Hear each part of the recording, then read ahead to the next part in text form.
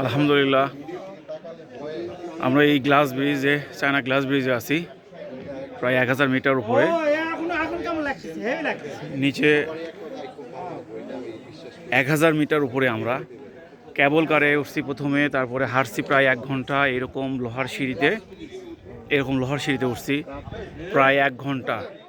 তারপরে আমরা সেই কাঙ্ক্ষিত জায়গা গ্লাস ব্রিজে এখন অবস্থান করছি। প্রায় আমরা 106 জন লোক আছে, আমরা স্টিলটেক থেকে আসছি চায়নার বেইজিং গ্লাস ব্রিজ। বেইজিং শহর থেকে প্রায় 2 কিলোমিটার দূরে, 2 ঘন্টার দূরত্ব। আল্লাহর অশেষ নিয়ামত আমরা দেখতে পাচ্ছি পাথরের পাহাড় আর পাহাড়। এখান থেকে দেখলে আপনার পাহাড় দেখার শখ মিটে যাবে। পাহাড়ের জগতে কত প্রকার কি পাহাড় এত সুন্দর হয়, পাথরের পাহাড়।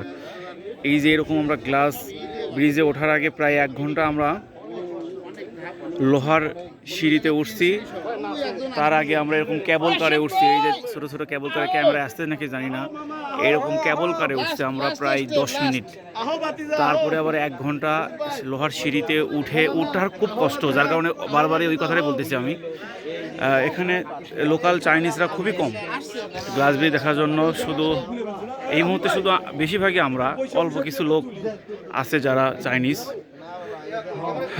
গ্লাস ব্রিজের অভিজ্ঞতাটা স্বপ্নের মতো ছিল আর কি।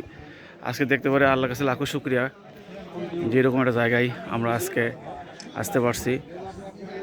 এদিক দিয়ে প্রকৃতির সৌন্দর্যতে ভরা। এটা তো পাহাড়ের নিচে শহর, এদিকে একটা নদী আছে। এই মুহূর্তে খুব মেঘলা, আকাশটা মেঘলা। আলহামদুলিল্লাহ অনেক সুন্দর একটা জায়গায় আসতে পারে, নিজেকে ধন্য মনে করছি। আল্লাহর কাছে লাখো শুকরিয়া যে চায়না ব্রিজে আমরা আছি এখন।